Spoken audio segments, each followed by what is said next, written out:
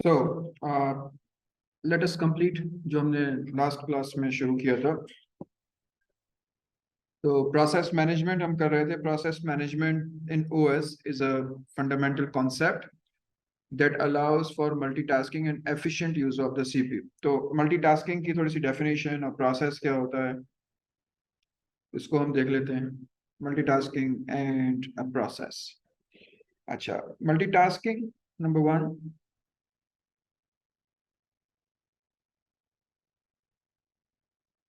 Multitasking जो है एक फिनोमेनन होता है जिससे हमें ये इल्यूजन आती है अगर एक सिंगल प्रोसेसर है कि एक से ज्यादा टास्क चल रहे हैं, और अगर एक से ज्यादा प्रोसेसेस होते हैं, सॉरी एक से ज्यादा अगर कोर्स होती है तो वो वाकई में काम को डिस्ट्रीब्यूट करके या एक से ज्यादा प्रोसेसेस को एक साथ चलाती हैं, तो उसको तो हम मल्टीटास्किंग बोलते ही।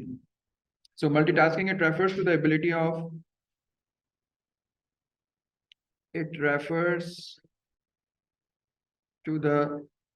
Ability of an operating system, this OS means operating system, to execute multiple processes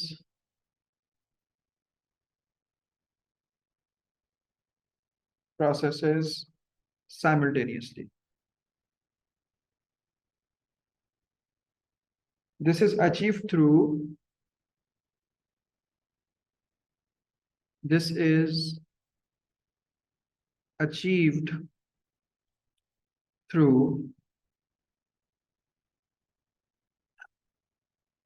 techniques like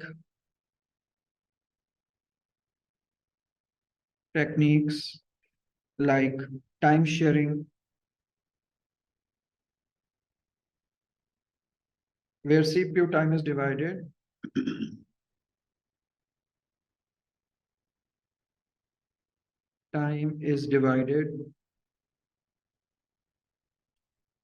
among several processes.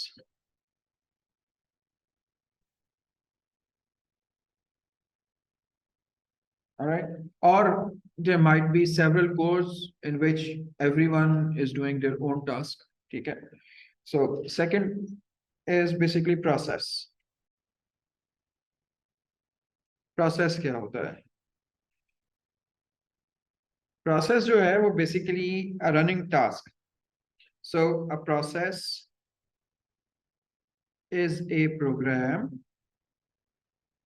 in execution. Process is a program in execution, ठीक है, with its own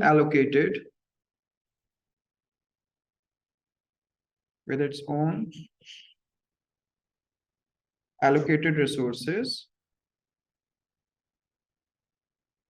like memory, file handles, and CPU time.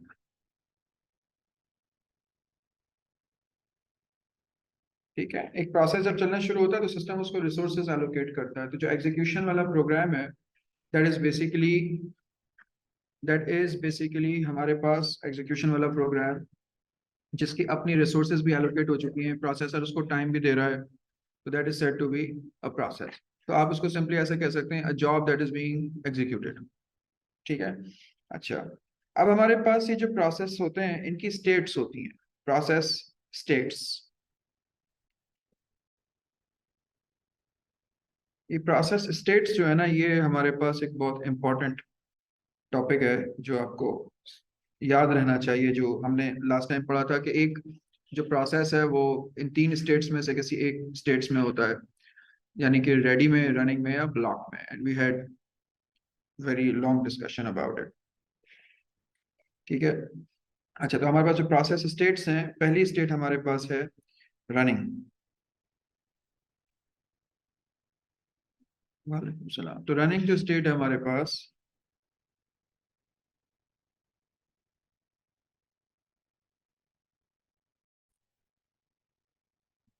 Alright, तो जो हमारी previous class में discussion हुई थी उसमें हमने क्या डिस्कस किया था कि जब भी कोई जॉब सिस्टम में एंटर होती है, ऐसा सॉफ्टवेयर जो अभी चलना चाहता है, तो जिस स्टेट में दाखिल होता है, वो एक क्यू होती है और उसके अंदर बहुत सारी जॉब्स मौजूद होती हैं, इसको हम कहते हैं रेडी क्यू। ये पहली स्टेट है। और यहाँ पर हाई लेवल शेड्यूलर जो है वो शेड्यूलिंग के एल्गोरिथम्स अप्लाई करता है। और इन शेड्यूलिंग के एल्गोरिथम्स का पर्पस क्या होता है कि रनिंग स्टेट में जाकर के वो जॉब जो है प्रोसेसर का टाइम गेन कर सके and then it starts processing. तो meanwhile another job with higher priority में अराइव इन रेडी स्टेट, तो फिर ये जॉब नई वाली रनिंग स्टेट में चली जाती है और पुरानी जॉब वापस आ जाती है। ऐसे एल्गोरिथम्स को शेड्यूलिंग के हम क्या कहते हैं, प्रीएम्प्टिव। और अगर वो जॉब किसी ऐसे इवेंट का इंतजार कर रही है जिसमें external factors like internet speed, human input, device output and all, तो फिर वो ब्लॉक स्टेट में चली जाती है बिकॉज वो अनप्रेडिक्टेबल टाइम होता है until that event completes, तो it stays in block state and once the event is completed तो block state से वो वापस ready state में जाती है। किसी भी टाइम सिस्टम में नई जॉब्स रेडी स्टेट में आती हैं और जब वो बाहर निकलती हैं तो हमेशा रनिंग स्टेट से निकलती हैं। अब इन स्टेट्स को ही हम यहाँ पर डिस्कस कर रहे हैं कि the process is currently being executed by the CPU. Ready state का मतलब क्या हुआ, the process is ready to run and waiting for the CPU time. और तीसरी क्या है, block, the process can not proceed until a particular event occurs, यानी कि जैसे कि इनपुट आउटपुट कंप्लीशन। अब ये शेड्यूलर जो है ये वो सॉफ्टवेयर है जो हमारे बेसिकली ऑपरेटिंग सिस्टम का हिस्सा है। ये सारे काम यानी कि एक से ज्यादा जॉब जो आपके कंप्यूटर पे एक साथ परफॉर्म हो रहे हैं उनको करने के लिए रिस्पॉन्सिबल है। तो बेसिकली यही हमारा टॉपिक, शेड्यूलर क्या चीज होती है। ठीक है, so in operating system a scheduler is a component. System executives are all those little software which are actually helping operating system to perform certain tasks. जैसे interrupt के लिए interrupt service routine होता है। They might be in the memory on call and they might be on call when they arrives, when they arrive, when their need arises, they arrive, they work, they go back। ठीक है, तो ये है इसका काम कि ये execution कर रहा होता है। अच्छा, it determines,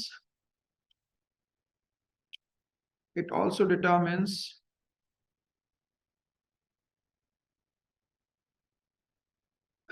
which process runs,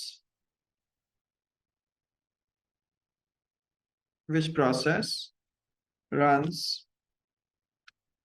at any given time, at any given time, balancing the need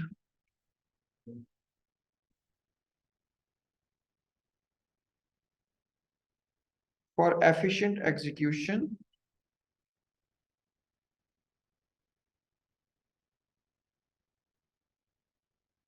with the requirements of, with the requirements of different processes।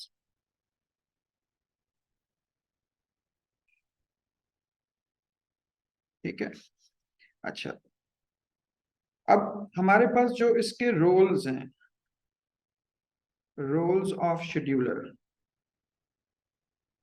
उसमें से हमारे पास जो फर्स्ट रोल है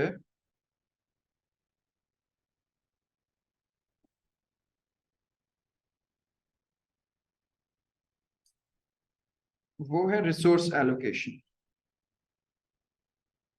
रिसोर्स एलोकेशन, अब देखें रिसोर्स एलोकेशन क्या होती है। सबसे बड़ी जो रिसोर्स है वो हमारे पास है प्रोसेसर का time.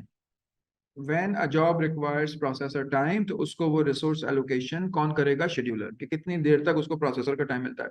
Because a single processor is responsible for all hundreds of the processes going on. तो किस प्रोसेस को कितना टाइम देना है, this is the responsibility of scheduler. इसके बाद हमारे पास जो अगला है वो टाइम शेयरिंग है। टाइम शेयरिंग का मतलब है मल्टीटास्किंग। जो जितने भी ऑपरेटिंग सिस्टम होते हैं तो शेड्यूलर डिवाइड करता है सीपीयू का टाइम अमंग मल्टीपल प्रोसेसेस, और ये हमें ये इल्यूजन देता है कि सारे प्रोसेसेस एक साथ चल रहे हैं। बिकॉज प्रोसेसर का जो टाइम होता है वो चलता है नैनो सेकंड में, तो कितने नैनो सेकंड किस जॉब को दे रहे हैं। तो वंस आई ट्राइड कैलकुलेशन, तो कैलकुलेशन तो बहुत ज्यादा मैं परफेक्ट नहीं कर सकता, लेकिन उस वक्त जो मेरे पास मशीन थी उस पर जो मैंने कैलकुलेशन करी थी, तो मेरा अंदाजा ये था कि if there are 200 jobs loaded. अच्छा, अगर आप प्रोसेसेस वगैरह में जाते हैं टास्क मैनेजर में तो आप देखते हैं कि hundreds of processes are there, तो इसका मतलब है ये सारे सॉफ्टवेयर एक साथ चल रहे हैं। और अगर आपके पास 2.5 गीगाहर्ट्ज का कंप्यूटर है, ठीक है ना, 2.5 गीगाहर्ट्ज का कंप्यूटर और 200 प्रोसेसेस चल रहे हैं, तो 3 मिलियन टाइम्स पर सेकंड पर जॉब उठती है, प्रोसेस होती है और वापस रख दी जाती है। और हमें क्या इल्यूजन आती है, क्योंकि क्योंकि बीइंग ह्यूमन हम लोग जो है वो किसी चीज को 2 3 4 सेकंड से पहले नोटिस नहीं कर पाते, तो हमें इल्यूजन आती है कि सारे के सारे प्रोसेसेस साथ चल रहे हैं। Although they are being taken up, given time, put back, another is taken up, given time, put back. So one by one, so many times, even in a second, it all looks like सब साथ काम कर रहे हैं। तो ये time sharing होती है। अच्छा, इसमें जो रिसोर्स एलोकेशन है उसके अंदर मेमोरी भी है, प्रोसेसर टाइम भी है, इनपुट आउटपुट के मॉड्यूल्स भी हैं, वो सब कुछ है। Resource allocation means when the job is a process, it is working, तो उसको कौन कौन सी रिसोर्सेस चाहिए। इसके बाद प्रायोरिटाइजेशन भी है, प्रायोरिटाइजेशन।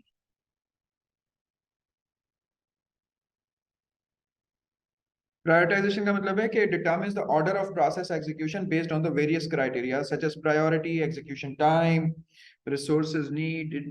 Sometimes हमारे पास ऐसा वो होता है कि सिस्टम में हम ये चेक करते हैं कि किसने सबसे ज्यादा रिसोर्सेज इस्तेमाल कर लिया, आप उसको पीछे कर दो, दूसरी जॉब जिसको रिसोर्सेज चाहिए उनको दे दो, मतलब रिसोर्सेज यूज सो फार। कभी ये सब प्रोसेस होता है कि हम उसमें चेक करते हैं कि रिसोर्सेज रिक्वायर्ड। कभी इस तरह का प्रोसेस होता है कि हम देखते हैं कि ये जॉब जो है वो आईओ बाउंड है। आईओ बाउंड का मतलब क्या है कि इसको ज्यादा इनपुट आउटपुट चाहिए, या प्रोसेसर बाउंड है। प्रोसेसर बाउंड का मतलब क्या है कि इसको ज्यादा प्रोसेसर का चाहिए। सो देयर आर क्राइटेरिया जिनको हम फॉलो करके जो है वो प्रायोरिटाइज करते हैं। We will look into it shortly, this is our next lecture. उसके बाद हमारे पास है बैलेंस। बैलेंस का मतलब क्या है कि aims to balance the system responsiveness to the interactive processes with the throughput of background task. What does it mean? None of the person who is using that job feels like a system lag कर रहा है। तो ये भी हमारे scheduling की ही responsibility है कि every time you use the same job, तो आपकी फीलिंग में डिफरेंस ना आए। यानी कि आपने जिस तरह कल उस जॉब को स्मूथली यूज किया था, आज भी आप उसी तरीके से यूज करते रहे। तो सिस्टम को क्लॉग नहीं होने देना, सिस्टम को हैंग नहीं होने देना, सिस्टम को स्लो नहीं होने देना, रिसोर्स एलोकेशन प्रॉपर करनी है among the jobs, and ultimate user experience होना चाहिए कि यूजर को हर चीज इंटरैक्टिव, जब एप्लीकेशन चल रही है तो ऐसा लगे कि वो उसको जिस तरह यूज करना चाह रहा है, जिस टाइम में यूज करना चाह रहा है, वो उसी तरह इस्तेमाल हो रही है और उतनी ही रिस्पॉन्सिव है। ठीक है, तो रिस्पॉन्सिवनेस होती है। और फिर हमारे पास आखिरी रोल क्या है, एफिशिएंसी। एफिशिएंसी, अच्छा, एफिशिएंसी का मतलब यह है कि हमारी सबसे प्राइम जो रिसोर्स है सिस्टम की वो है प्रोसेसर खुद। तो उसके टाइम को इतना अच्छे तरीके से इस्तेमाल करना है कि कभी भी उसका टाइम जाय ना हो, यानी कि वो आइडल ना रहे। Maximises CPU utilisation and throughput while minimizing processes turnaround time and response time. तो ये नहीं होना चाहिए कि किसी वक्त भी आपका प्रोसेसर जो है वो फारग बैठ जाए। तो आप ये कह सकते हैं when an operating system is made, the first and the foremost job out of which it is made is to use processor continuously. The moment processor slows down, user of the system feels like system is lagging. तो जितनी वक्त भी processor चल रहा है उसको जो है वो बिल्कुल अच्छे से चलना है, और किसी भी टाइम यूजर को ये फील नहीं होने देना कि वो प्रॉपर से नहीं चल रहा। अच्छा, अब आ जाते हैं हम शेड्यूलर की। हमने प्रोसेस नीड भी पढ़ ली कि scheduler is crucial for managing the CPUs time among the processes. अच्छा, अब शेड्यूलिंग जो रोल्स हैं हमारे पास शेड्यूलर के थे, अब हमारे पास शेड्यूलिंग रूटीन्स हैं। रूटीन्स, रूटीन्स क्या है? रूटीन्स बेसिकली वही अल्गोरिथम्स हैं जो कल हमने प्रीवियस क्लास में डिस्कस किए थे। रूटीन्स में हमारे पास सबसे पहला रूटीन है राउंड रॉबिन। राउंड रॉबिन का क्या मतलब है? Each process gets the small time slot. इसको हम स्लाइस भी बोलते हैं, टाइम स्लाइस। आपके पास पेपर में टाइम स्लाइस कहा जाता है, और वैसे एक्चुअली इसको कहा जाता है क्वांटम। ठीक है, और उसके बाद जो है वो एक टाइम स्लाइस एक प्रोसेस को दिया, उसके बाद उस प्रोसेस को वापस भेजा रेडी स्टेट में और दूसरे प्रोसेस को कॉल कर लिया। तो जो टाइम स्लाइस है वो बेसिकली एक जैसे 5 नैनोसेकंड का एक टाइम स्लाइस एलोकेट हुआ, सिस्टम ने सॉफ्टवेयर को बुलाया, प्रोसेसर में 5 नैनोसेकंड तक एग्जीक्यूट किया, वापस रखा, दूसरे को बुलाया, एग्जीक्यूट किया, वापस रखा। So every job regardless how large, how small, how resource hungry, how not, वो सारी जॉब्स बुलाई जाती हैं और अपने पर्टिकुलर टाइम तक चलती हैं, वापस चली जाती हैं। तो अगर आपको ये अंदाजा होगा कि नंबर ऑफ जॉब्स कम है पर यूनिट ऑफ टाइम, तो वो जॉब ज्यादा बार कॉल हो जाएगी, और अगर ज्यादा है तो कम बार कॉल हो जाएगी, but every job is being given same amount of time. This is called round robin. फिर हमारे पास आ रही है shortest job first. Shortest job first, SJF. तो the process with the shortest estimated run time is chosen next. Alright, so there are several things. अगर आप इसको सिंप्लीफाई कर दें तो उसका मतलब है कि नंबर ऑफ इंस्ट्रक्शन जिस जॉब में सबसे ज्यादा है वो सबसे बड़ी है, तो सबसे पीछे चली जाएगी। लेकिन ये भी हो सकता है कि जॉब के अंदर नंबर ऑफ इंस्ट्रक्शन कम हो लेकिन रिसोर्स की रिक्वायरमेंट ज्यादा हो, तो वो ज्यादा टाइम गेन करे। तो जो टाइम है उसको कैलकुलेट सिस्टम कर लेता है। तो एफिशिएंट तो है लेकिन it is actually difficult to predict the time, how much time will process take. तो ये थोड़ा सा इसमें डिफिकल्ट होता है। लेकिन अगर इसको हम सही तरीके से कैलकुलेट कर लें before the job is being executed, तो फिर हमारे लिए अंदाजन आसान हो जाता है सिस्टम। फिर आता है shortest remaining time. Shortest remaining time, तो इसको हम कहते हैं SRT। शॉर्टेस्ट रिमेनिंग टाइम का जो रूटीन है, इसका मतलब ये होता है कि जब कोई जॉब प्रोसेसर से वापस आती है रेडी स्टेट में, तो उसका जो रिमेनिंग टाइम है उसको हम रिकैलकुलेट करते हैं। तो जो सबसे कम रिमेनिंग टाइम वाली जॉब होगी वो सबसे पहले दोबारा जा करके चलने लगेगी। इसको हम कभी कभार बायस्ड भी कहते हैं, क्योंकि हो सकता है कि वो जॉब जब गई हो तो उसमें ज्यादा टाइम की जरूरत हो, लेकिन जब वो वापस आ रही है दोबारा उसका टाइम, क्योंकि अब रिक्वायर्ड टाइम टू कंप्लीट कम हो चुका है, और कोई उससे छोटी जॉब सिस्टम में आई हो तो वो नहीं जा पाएगी क्योंकि ये जॉब ऑलरेडी छोटी जॉब में टर्न हो गई है।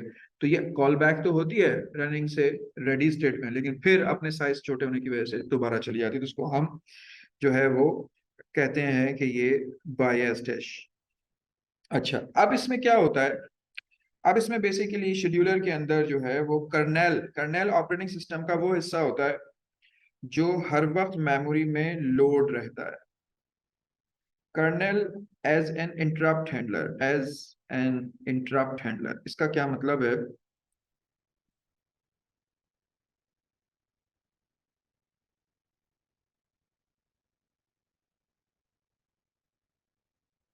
जब कोई जॉब अपनी स्टेट चेंज करती है as per the requirement of the system for any reason, तो एक इंटरप्ट जनरेट होती है। इंटरप्ट का मतलब यह है कि the processor what ever it is doing is interrupted and asked to take another job, to turn up the job, to send the job back to the ready state, and to take a new job. So the kernel acts as an interrupt handler in operating system. The kernel is what? Kernel is the short part of the operating system which is always in the memory. तो आपको पूरा operating system memory में नहीं चाहिए होता है, तो वो ऑपरेटिंग सिस्टम का हिस्सा जो इस वक्त मेमोरी में लोडेड है और आपके सारे कामों की लुक आफ्टर कर रहा है, उसको हम बोलते हैं kernel. Since Americans made these software, तो they spell it like KERNEL, otherwise it is same as COLONEL। ठीक है ना? So it is kernel. तो the kernel acts as an interrupt handler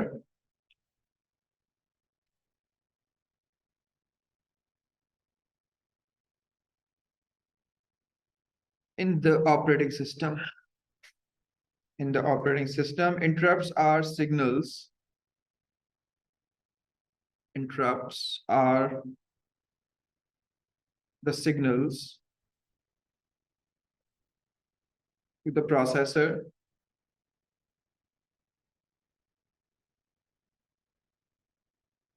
indicating an event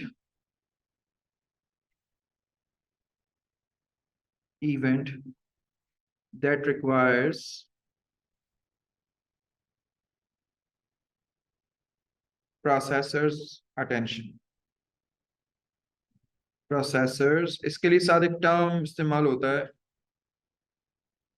processors immediate attention, immediate somehow।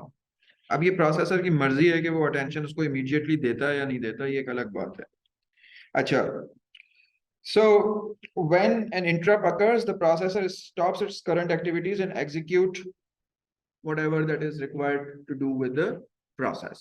ठीक है, once that is done तो फिर ये सारा काम हो जाता है। तो kernel as an interrupt handler, जब हमारी jobs in between the states move करती हैं, तो हर जॉब को मूव करवाने के लिए हमारे पास क्या चाहिए होता है, इंटरप्ट, ताकि प्रोसेसर अपना काम रोके और दूसरी जॉब चल सके। सही है।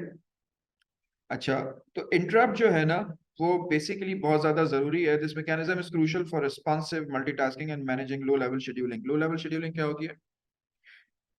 Movement of the jobs among the states. All right, so the job that is in the ready queue not being executed is a job. A job in the running state being executed given resources is basically called a process. ठीक है। So अब हमारे पास जो scheduling algorithm है, उसके अंदर हमारे पास pre emptive भी है और हमारे पास जो है वो नॉन प्री एम्प्टिव भी है। ठीक है। तो इसके अलावा हमारे पास जो है मैंने आपको बताया था मल्टी लेवल फीडबैक क्यूज भी हैं। ठीक है। और हमारे पास जो है मल्टी लेवल फीडबैक क्यूज के अलावा मल्टी लेवल क्यू शेड्यूलिंग भी है। तो अब थोड़ा सा इस पे बात कर लेते हैं कि हमारे पास जो प्रीएम्प्टिव जॉब्स हैं वो क्या होती हैं। ऐसी तमाम जॉब्स जो रनिंग स्टेट में हो और ख़त्म होने से पहले अगर वो वापस आप रेडी स्टेट में लेकर आ जाएं और किसी दूसरी जॉब को भेजें, तो that non completed job back in running ready state is basically because it is a preemptive job. If it is non-preemptive job, then certainly it will only leave the processor once the job is completed and it exits. All right. तो scheduling algorithm में हमने first come first serve, shortest job first, shortest remaining time, round robin, ये हमने discuss कर लिया। इसके बाद मैंने आपको जो है वो जॉब साइजेस के बारे में बताया था। मल्टी लेवल फीडबैक क्यूज के बारे में भी हमने डिस्कस किया था। मल्टी लेवल फीडबैक क्यूज के बारे में हमने डिस्कस किया था? नहीं किया था, तो वो हम कर लेते हैं। Multilevel feedback queues basically क्या होते हैं? मल्टी लेवल फीडबैक क्यूज के जो एल्गोरिथम है, मल्टी लेवल फीडबैक क्यू, अच्छा, इसमें क्या होता है कि जो रेडी स्टेट है ना, इसमें एक से ज्यादा क्यूज होती है। तो ये खुद क्यू है, and that is again it is a combination of queues. और जॉब्स जो हैं वो अपनी प्रायोरिटी के हिसाब से उन क्यूज के बीच में मूव करती रहती हैं। क्या मतलब हुआ? इसका मतलब ये हुआ कि लेट से हमारे पास ये प्रोसेसर है, ठीक है, ये है माइक्रो प्रोसेसर।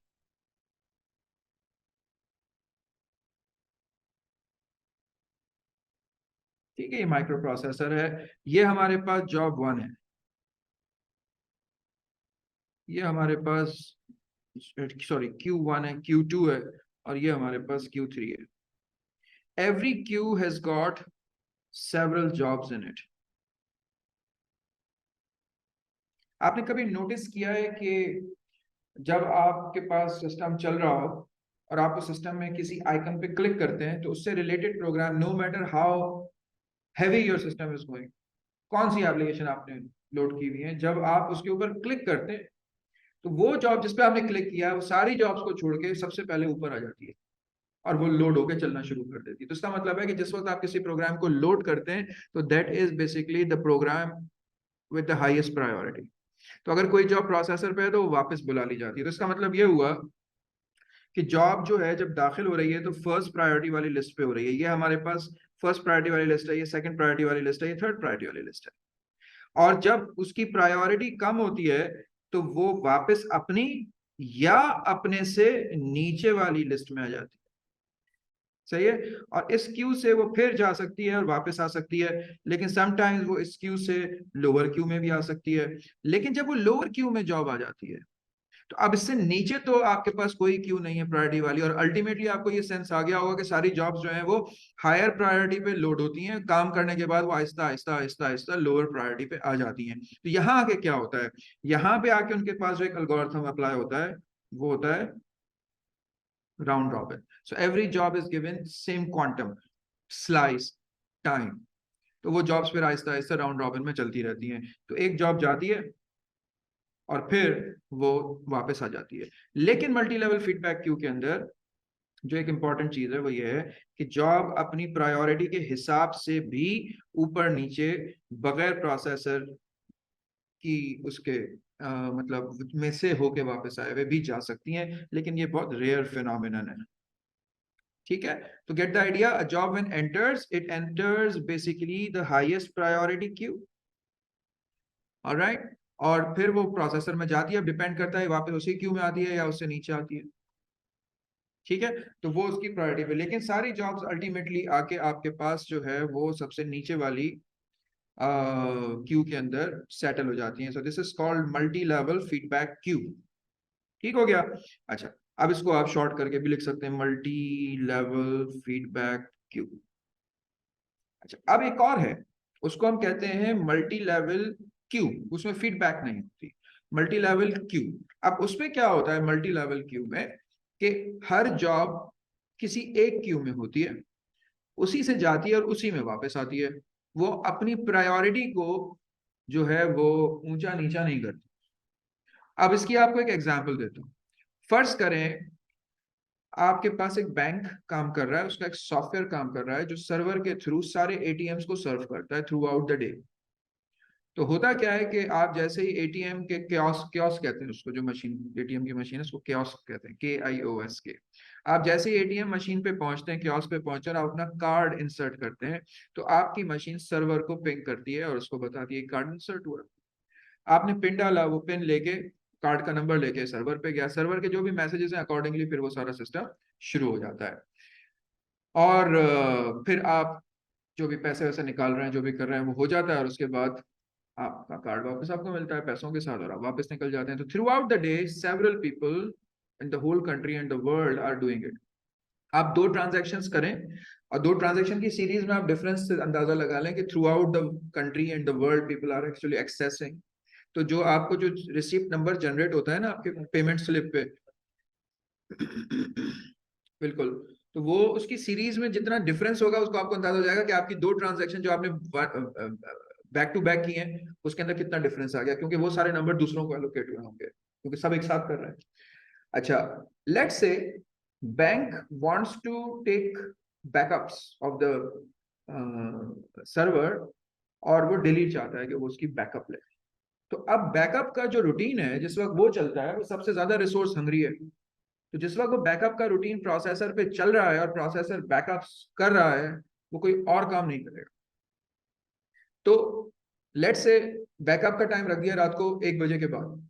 आप 1 बजे के बाद एटीएम में दाखिल हुए, आपको क्या पता कि पीछे सर्वर की बैकअप चल रही है, सर्वर एक्टिव हुआ हुआ है, आपने कार्ड को इंसर्ट कर दिया। अब आपकी एटीएम ने पिंग किया और सर्वर का जवाब नहीं आया। कभी ये हुआ है? तो कार्ड मतलब उसके अंदर मशीन के अंदर ये फेल प्रोटोकॉल्स लगे हुए होते हैं कि जब भी आपके पास ऐसा सीन होगा तो 1 मिनट या 2 मिनट या 3 मिनट के बाद आपका कार्ड जो है वो वापस निकल आता है बाहर, अगर आपकी ट्रांजैक्शन नहीं होती। लेकिन वो 2-3 मिनट काफी भारी पड़ जाते हैं, इतना ऑकवर्ड लगता है, लोग पीछे खड़े होते हैं, हमें भी अजीब सा लग रहा होता है, कार्ड फंस गया, एक फीलिंग आ रही होती है कार्ड अब नहीं निकलेगा एंड थिंग्स लाइक दैट। तो लेट्स से बैकअप चल रही है, आपने एटीएम का जो है वो कार्ड लगाया, डेबिट कार्ड जो भी आपका है, आपने नंबर पंच इन किया, आपके एटीएम ने सर्वर को पिंग किया। अब जैसे सर्वर को पिंग किया तो वो एक इंटरप्ट जनरेट हुई, इंटरप्ट की क्यू हाईएस्ट है। तो कुछ भी काम हो रहा हो, जब इंटरप्ट जनरेट करते हैं तो फौरन पता चल जाता है ऑपरेटिंग सिस्टम को और प्रोसेसर को इंटरप्ट आई है। अब प्रोसेसर क्या करेगा कि इस वक्त हमने यहाँ पे एटीएम की ट्रांजैक्शन क्यू नंबर 2 में रखी हुई है, तो जैसे इंटरप्ट आएगी क्योंकि वो सबसे हाईएस्ट क्यू में, फौरन सिस्टम को पता चलेगा। सिस्टम क्या करेगा कि जो जॉब इस वक्त चल रही है कौन सी बैकअप की, वो वापस रख देगा।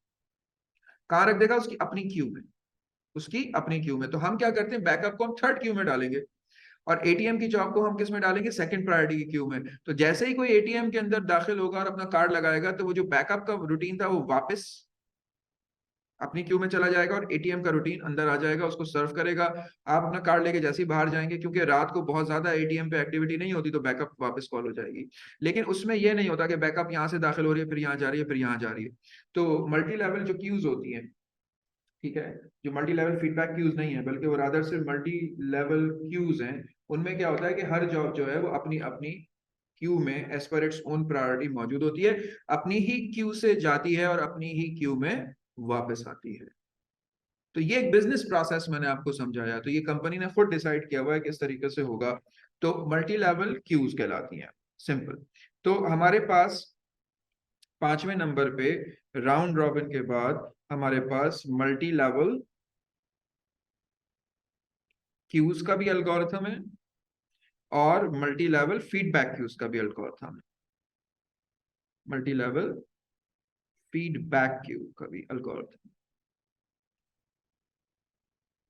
तो ये जो एल्गोरिथम्स हैं ये बेसिकली उसमें है कि हमारे पास इतनी सारी जॉब्स हैं, तो रेडी क्यू में एक क्यू नहीं होगी, रादर हमारे पास रेडी स्टेट में एक से ज्यादा क्यूज हो सकती हैं। तो जो शेड्यूलिंग एल्गोरिथम्स हैं यही आप, आपके शेड्यूलिंग रूटीन्स कहलाते हैं। तो इसमें अब आप मल्टी लेवल फीडबैक क्यू को भी शामिल कर रहे हैं